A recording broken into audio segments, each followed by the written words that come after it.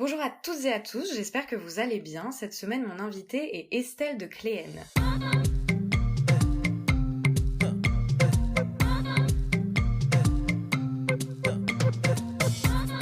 Présente est un podcast dans lequel je souhaite mettre à jour ce qui vient en amont puis en aval de l'art contemporain.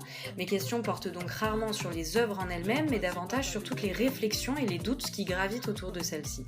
Car ici, je m'intéresse d'abord à la manière dont la vie de mon invité impacte son travail, puis à l'inverse, à la façon dont son travail vient impacter sa vie. Dans Présente, j'essaye de mener les conversations comme j'ai l'habitude de le faire en tant que critique d'art, dans les ateliers d'artistes ou à la terrasse des cafés, sauf qu'ici nous sommes enregistrés et vous avez la possibilité de tout écouter. L'été dernier, je suis partie à Arles pour faire les rencontres de la photographie. J'y ai découvert Estelle de Cléenne. Estelle, c'est une photographe qui fait ce qu'on appelle de l'urbex, de l'exploration urbaine. Elle part seule avec son appareil photo pour découvrir des lieux oubliés qui sont à l'abandon et fermés au public depuis des années. À Arles, elle présentait donc sa dernière série photographique qu'elle a réalisée sur l'île de Poveglia, qui se situe au large de Venise. Cette île est surtout réputée pour son histoire douloureuse qui a fait d'elle un véritable repère de chasseurs de fantômes. Dès la Renaissance, Poveglia sert de sépulture pour les victimes de la peste. On y isole également les personnes présentant le moindre symptôme. Au XVIIe siècle, on y fait construire un hôpital militaire, mais l'île est rapidement désertée. C'est en 1922 qu'un médecin décide d'utiliser l'île pour ouvrir un hôpital psychiatrique. La légende raconte qu'il est lui-même devenu fou et qu'il s'est suicidé sur l'île à la fin des années 60. Depuis, Poveglia est totalement fermée au public et son existence est un tabou pour les Italiens. Mais pour son travail, Estelle s'y est rendue et a photographié les lieux. Au-delà de toutes ces histoires incroyables qu'Estelle a racontées, je suis très touchée par son rapport à la mémoire. Je suis donc ravie de pouvoir discuter avec elle aujourd'hui. Donc merci Estelle d'avoir accepté mon invitation à ce 7e épisode de Présente. Bonjour Estelle, comment vas-tu ? Merci, bonjour à tous. Merci Camille pour ton invitation, je vais très bien, je te remercie. Je suis ravie de discuter avec toi aujourd'hui. On va d'abord parler de Poveglia. C'est un endroit qui t'a énormément marqué. Comment t'as décidé de te rendre là-bas et comment ça s'est passé une fois sur place ? Alors, bien sûr, j'en avais entendu parler comme un espèce d'endroit de fou, quoi. C'est vrai que j'avais vu aussi, comme tu as pu le voir, des documentaires sur l'île. Je me suis dit, mais c'est extraordinaire, il faut absolument que j'y aille. Il y a une espèce de truc qui m'a attirée irrémédiablement là-bas. En plus, c'était plutôt facile d'aller au moins jusqu'à Venise. Après, c'était une autre complexité, puisque toute maudite soit-elle, cette île, personne ne veut t'emmener. Donc, il a fallu que je négocie. J'ai mis au moins 3 jours avant de trouver quelqu'un qui potentiellement était d'accord pour m'emmener. Donc, j'ai trouvé un vieux pêcheur dans un bar un peu cradoc de Mestre. Et le type, contre 100 €, tu vois, il a bien voulu m'emmener, mais je ne savais pas s'il viendrait me chercher. Mais ça, donc on avait coupé, enfin j'avais décidé de couper le billet en deux, c'est-à-dire que voilà, 50% à l'aller, 50% au retour. Donc t'auras ton billet en fait si tu viens me chercher. Et donc c'est ce qui s'est passé. Le type a été il a été hyper réglo. Mais c'est vrai que quand on est arrivé sur l'île, il m'avait bien dit, je n'accoste pas, tu sautes. Je ne veux rien savoir. Et on fera pareil au retour. Donc, je suis arrivée un peu comme ça sur l'île en ayant vraiment l'impression d'être rejetée, tu vois, du monde grouillant. En plus, tu vois, Poveglia, c'est juste en face de Venise. Donc, t'as encore les échos, tu vois, des touristes, etc., des vaporetto. Et là, d'un seul coup, t'arrives et poum, t'arrives dans un univers qui est complètement clos de tout. Et qui a par ironie une vue plongeante sur la Sérénissime. Donc et là quand tu rentres, effectivement, le premier endroit que j'ai fait, c'était tout de suite les salles où en fait il y avait les fours les fours. Donc ça c'est déjà bon. J'ai pris quelques photos parce qu'au départ je me suis pas rendu compte que c'était des fours crématoires. Je l'ai appris après. Je me suis demandé qu'est-ce que c'était ces structures. Je n'en avais jamais vu de ma vie. Donc je les ai photographiées parce que j'étais plutôt dans un rapport à la rouille, tu vois. Je me suis dit c'est joli la rouille, machin. Après bon, voilà, ça je les ai conservées, ce que je fais pas toujours, mais j'ai conservé ces photos. Mais c'est pas celles que je montre en priorité, ça c'est sûr. D'ailleurs elles n'étaient pas à Arles, on les voit pas à Arles. Je les ai pas sélectionnées. Mais après c'est cette nature, tu vois, qui était là complètement omniprésente. Comme tout se nourrit des corps des gens qui ont été incinérés, il y en a eu plus de 100 000 sur l'île, la nature est plus que luxuriante, elle en devient cruelle, elle est tentaculaire, elle a réinvesti complètement l'endroit. C'est parfois même extrêmement difficile d'accès, tu vois, parce que les portes sont murées par la nature. Elles ont été murées naturellement, tu vois. Les volets, pareil, il y a des endroits qui sont complètement sombres, on peut pas du tout faire de photos, c'est trop complexe. Moi, je me déplace pas avec beaucoup de matériel parce que je peux pas le faire. Mais je me suis retrouvée quand même dans des grandes salles, notamment dans la cuisine de l'asile, où là, j'étais en train de faire la prise de vue depuis un moment. J'essayais de trouver le meilleur angle pour situer. Et là, j'entendais chuchoter derrière moi. Et c'est vrai que c'est des moments qui, tu vois, tu te retournes, tu te dis non, j'ai rêvé. Et en fait, le lieu est tellement chargé d'une énergie encore résiduelle que même si moi je porte pas du tout dans le surnaturel, je suis pas du tout Ghostbuster, ni à la recherche de ça, mais j'avoue que, tu vois, même avec le plus de cartésianisme possible, qu'il y a des choses quand même qui se passent dans ces endroits-là. Il y a quelque chose qui revient et qui vient un peu tester ce que tu es en train de faire. Et d'ailleurs, sur Poveglia, tu vois, j'ai pas mal de mes batteries qui ont été déchargées dans la demi-heure. C'est comme si on vient te pomper, et c'était pas que dû au froid, parce que j'avais préparé justement, quand je vais dans des endroits qui sont glaciales comme c'était le cas, j'ai toujours des batteries de rechange que je porte à même le corps, tu vois. Ouais. Et là, je me suis fait vider 2 batteries vraiment dans la demi-heure. C'était incroyable, quoi. Incroyable cet endroit. Même le campanile, tu sais, il reste un campanile sur l'île, d'où a priori le fameux chirurgien, il s'est suicidé à cet endroit-là. Et c'est vrai que le campanile, moi, ça a été impossible d'y monter, quoi. J'ai pas réussi. J'ai eu trop la frousse. C'était impossible. Ouais. L'escalier dans le noir. D'ailleurs, j'ai la photo du début de l'escalier. Je sais pas si tu t'en souviens. Elle était exposée à Arles. C'est un escalier où tu te dis non. Franchement, là, ça va pas être possible. Et d'ailleurs, il y en a un deuxième qui était en pierre. J'ai commencé à passer au premier étage. À peine arrivé au premier étage, il y a au moins 2-3 marches qui se sont cassées la figure. C'est-à-dire que il a fallu que je ressaute en fait du premier étage pour redescendre parce que il y avait une partie, tu vois, par mon passage, c'était extrêmement beaucoup plus dangereux que ce que j'imaginais. Ouais. Et ça, ces pièces-là, bon bah tu vois, une fois que je suis arrivée à l'étage, je me suis dit bon, est-ce que je continue encore ? Il y avait encore d'autres étages. J'ai pas pu tout faire. C'est mon plus grand regret, mais c'est vrai que la raison parfois l'emporte sur le risque. Tu vois, je sais bien que je suis toute seule. C'est ça. Il y a assez peu de chances qu'on vienne me récupérer. Donc, c'est ça qui est extraordinaire dans la démarche. Tu vois, c'est vraiment essayer de pousser pour prendre la photo. C'est chouette quand tu y arrives et que tu en obtiens quelque chose. Souvent, t'es récompensé, en fait. C'est souvent le cas. C'est assez drôle. Tu m'étonnes. Et il y a un des aspects de ton travail qui me touche particulièrement, c'est le fait que tu vois ton travail comme un devoir de mémoire et que lorsque tu te rends sur un lieu, tu n'es pas du tout à la recherche du spectaculaire, de la grandiloquence. Au contraire, tu dis même que la souffrance d'un lieu rend la prise de vue obscène. Quand tu visites la prison de Patarei en Estonie, qui est une prison qui a été utilisée sous l'occupation soviétique, à un moment, tu te retrouves dans la salle d'exécution. Et à ce moment-là, tu refuses de prendre la photo. Ouais. Parce que moi, c'est vrai que j'ai une démarche plutôt d'inventaire. En fait, je fais ce qu'on pourrait associer à un espèce d'atlas obscura, tu vois. J'essaye vraiment d'exhumer la mémoire d'un lieu, alors que tout le monde chercherait plutôt à tourner la page, si tu veux, pour passer à autre chose. Moi, je trouve que y a de l'importance dans l'identité d'un pays si on arrive à en conserver la mémoire, quelle qu'elle soit, même si elle est sordide. Elle fait partie, et les gens que j'ai rencontrés à Patarei en Estonie, enfin en tout cas ça jouxte la ville de Tallinn, il n'y avait pas une personne qui n'avait pas connu quelqu'un qui avait été emprisonné dans cet endroit. Et c'est vrai que quand je suis arrivée dans la salle d'exécution, c'était tellement sommaire et je savais que les gens étaient abattus. Vraiment, on me demandait presque au troufion de service d'aller tirer une balle dans la tête du mec qui était désigné volontaire, enfin volontaire par l'administration. Et j'étais incapable. En fait, j'étais prise de frissons, de tremblements. Je me suis dit, je peux pas faire ça. Je peux pas photographier ça. Ça n'avait pas pour moi un intérêt absolument historique de le faire. En tout cas, je l'ai pas ressenti comme ça.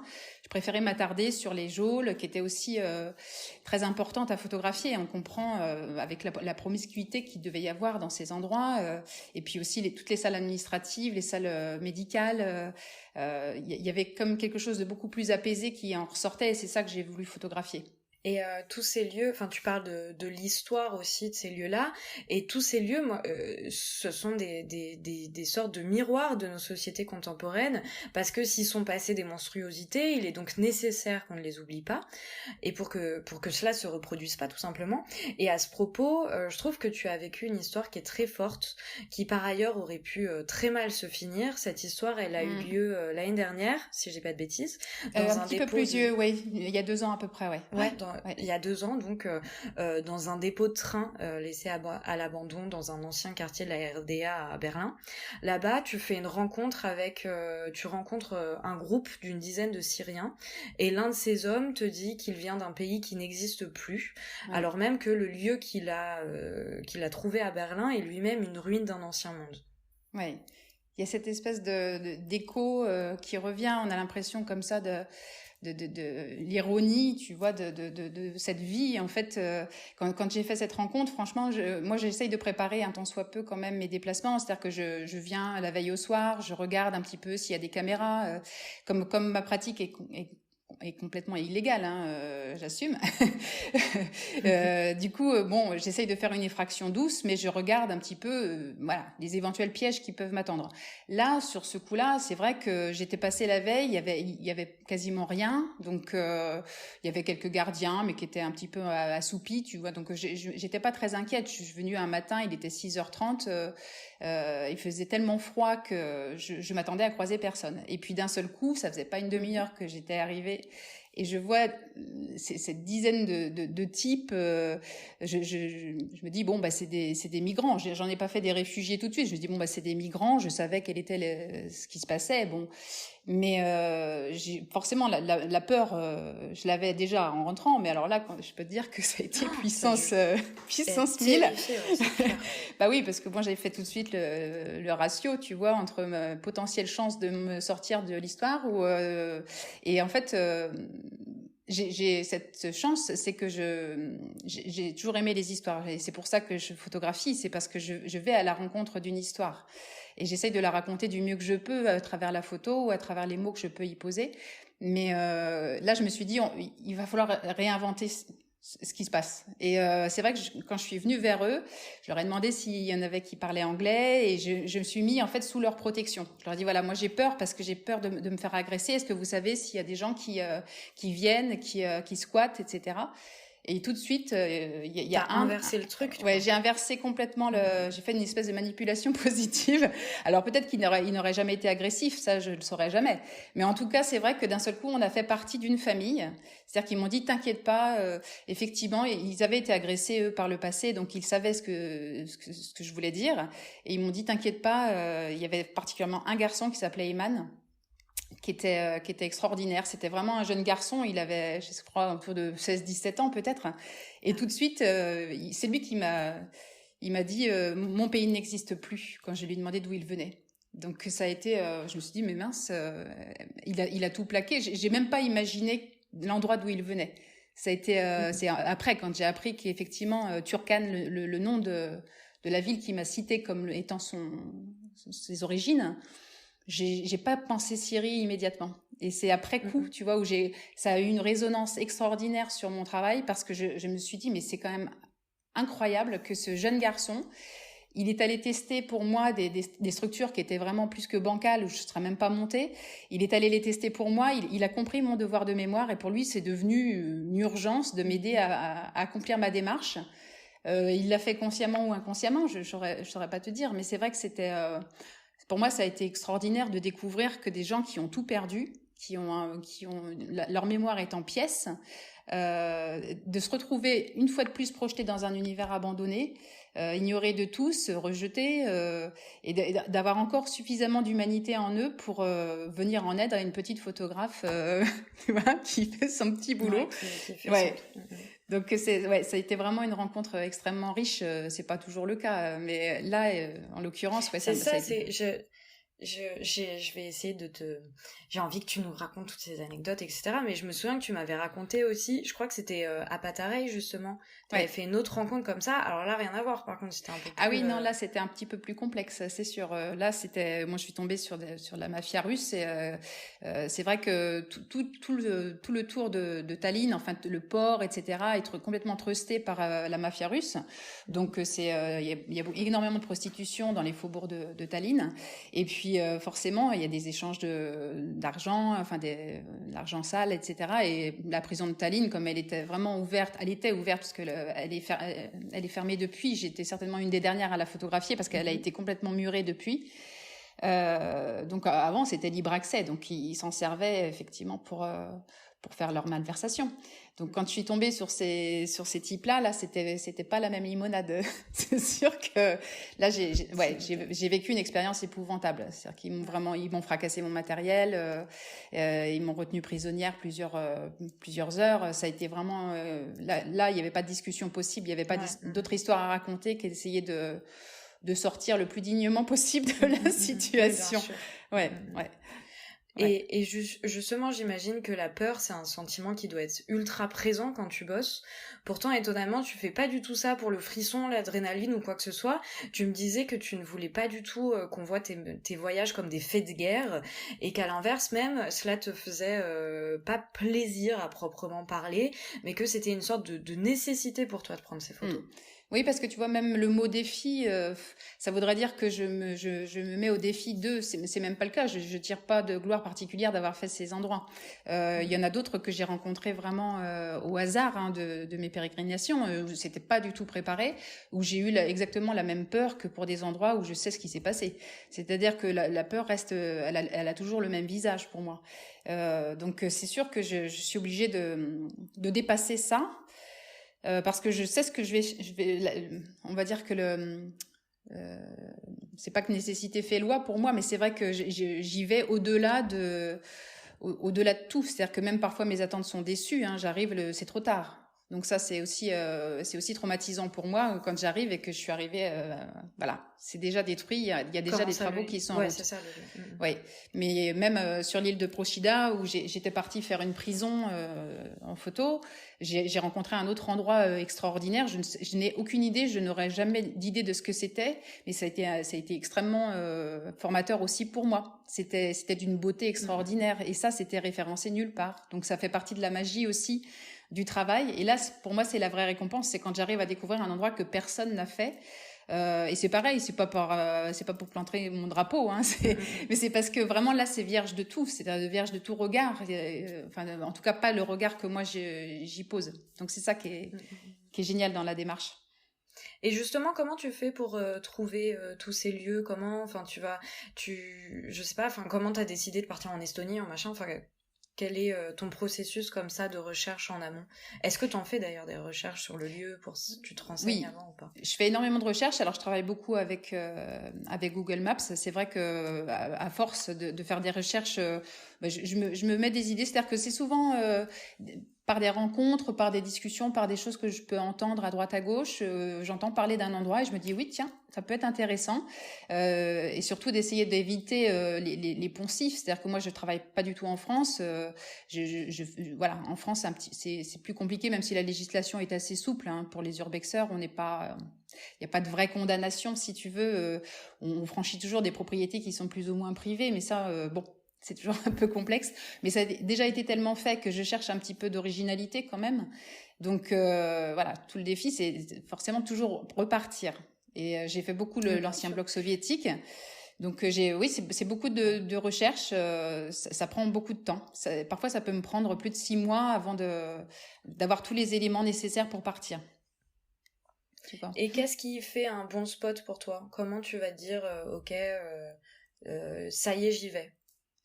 Généralement, il faut qu'il y ait une histoire. Tu vois, parce que décrépit pour décrépit, ça m'intéresse pas particulièrement. Ça peut être très joli, mais moi, tu vois, je fais pas de propriété à l'abandon. C'est d'ailleurs la première chose que j'ai fait quand j'étais ado, c'était ça. J'ai fait ça, j'avais 12 ans et demi. Je me rappelle le premier urbex que j'ai fait, c'était une riche propriété dont les gens avaient tout perdu, tu vois, au jeu.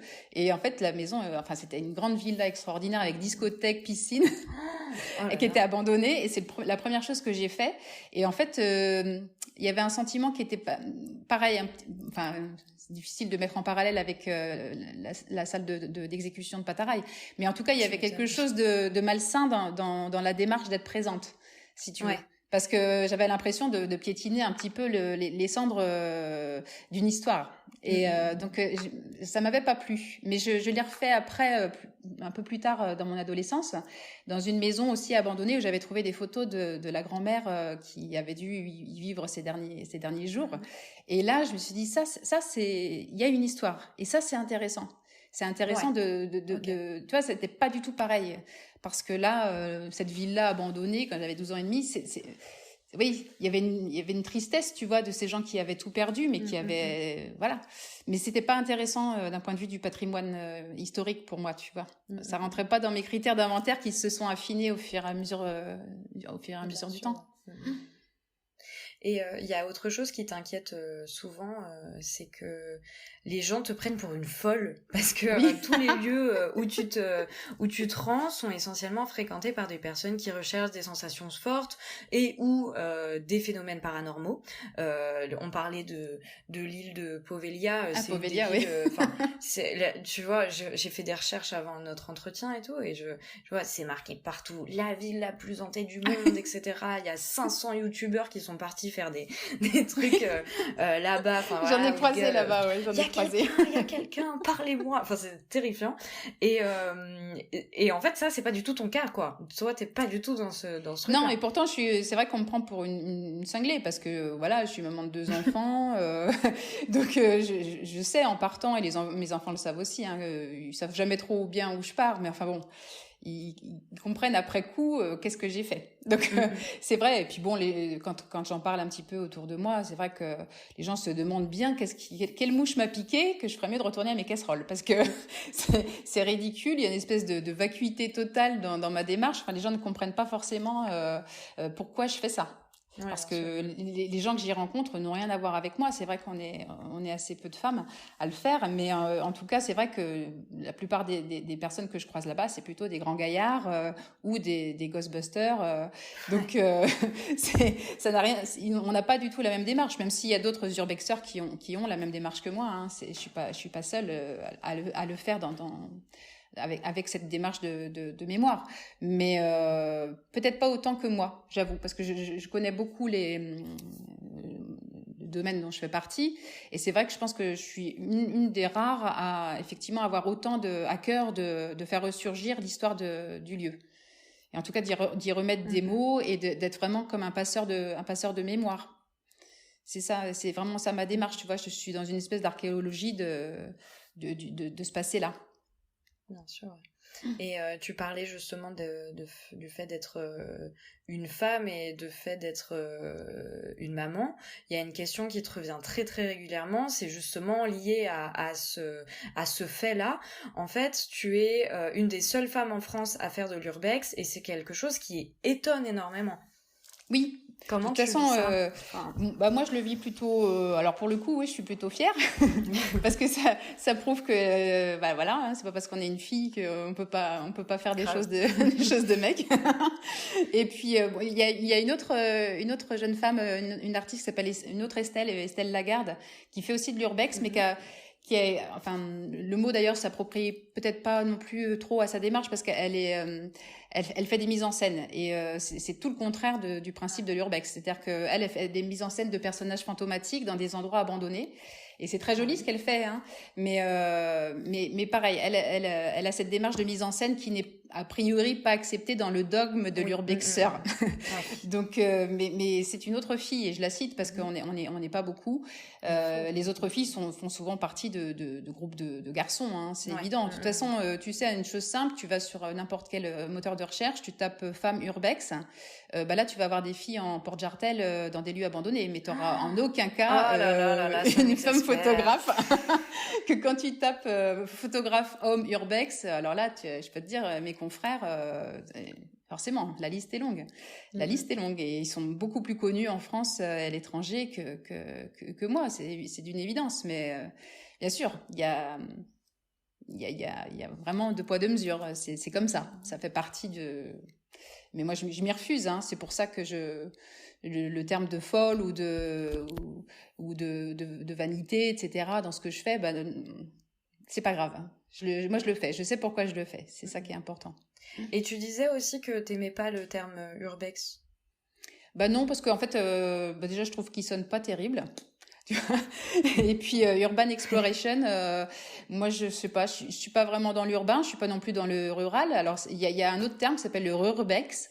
On va dire que c'est d'un point de vue plus rural, tu vois. On n'est pas en ville, mais bon, à la base, le terme d'urbex, il vient vraiment parce que c'est les cataphiles, pardon, qui ont lancé en fait la mode de l'urbex. C'est eux, et donc effectivement, ça se passait dans la ville, mais les cataphiles, les toiturophiles, ceux qui sont sur les toits, c'est aussi, ils font partie on va dire de la maison des urbexeurs, mais eux ils ont une démarche urbaine, complètement urbaine, c'est-à-dire que ils vont vraiment dans la démarche de la ville moderne et ils essayent d'en exploiter les coulisses, ce qui est pas mon cas. Tu vois, moi, l'être humain a complètement disparu.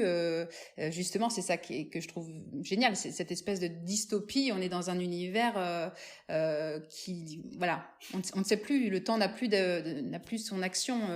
On est entre l'oubli et la mémoire. On ne sait plus où on se situe. Et c'est ça que je trouve génial. C'est pour ça, urbex, non, c'est pas a priori de l'exploration. Je suis pas, tu vois, je me sens pas comme Dora l'exploratrice. Et puis en plus, c'est pas urbain. Souvent, ça peut se trouver en ville, mais c'est plus généralement assez laissé de côté quand même. Donc le terme est pas approprié. Faudrait retrouver un autre terme.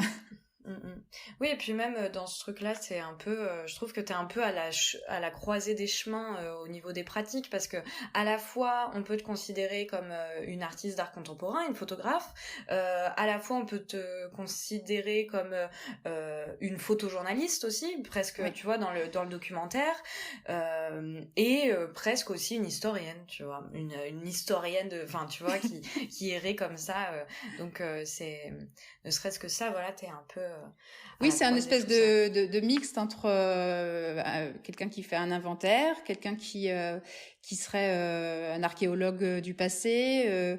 Je suis aussi dans la tradition de l'oral, du conte. C'est vrai que c'est un mélange de plusieurs on va dire de domaines, comme l'anthropologie aussi. C'est une sorte d'anthropologie de la mémoire.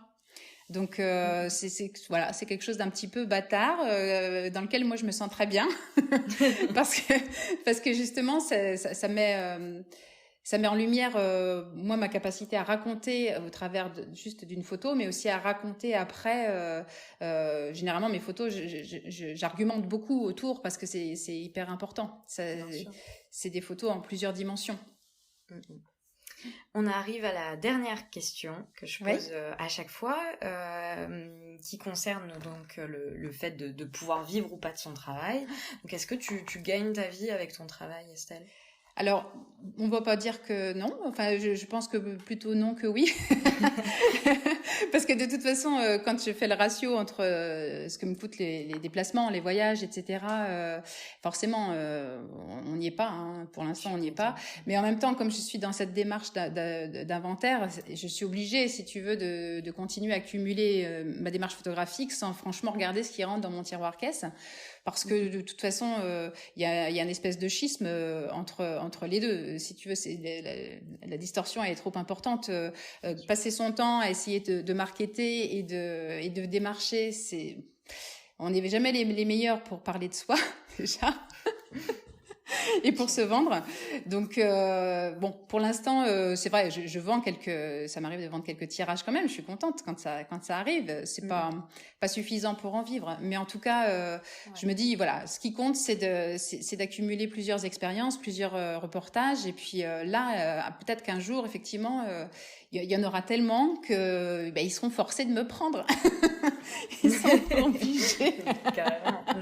Ils se diront, bon, elle nous saoule, celle-là, on va lui faire plaisir. Mais c'est vrai que moi, souhaite, vraiment.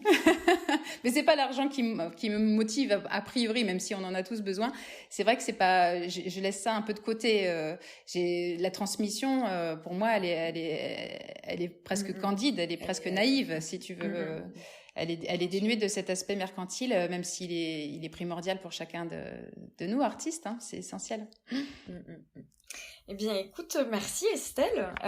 Merci à toi. Le 7e épisode de Présente. Merci de l'avoir écouté. Merci donc d'avoir accepté d'y participer, Estelle. Pour les personnes qui souhaiteraient en savoir plus sur tes voyages, il faut savoir que tu as créé Carte Mémoire, qui est un podcast dans lequel tu racontes un voyage par épisode. C'est hyper bien fait et c'est passionnant. Donc, je vous mets le lien dans la description. Comme toujours, je remercie également David Walters pour le générique. Pour le prochain épisode de Présent, j'accueillerai Abel Técher, avec qui on discutera de fluidité dans le genre, de travestissement et de déconstruction. Mais d'ici là, prenez soin de vous et je vous embrasse.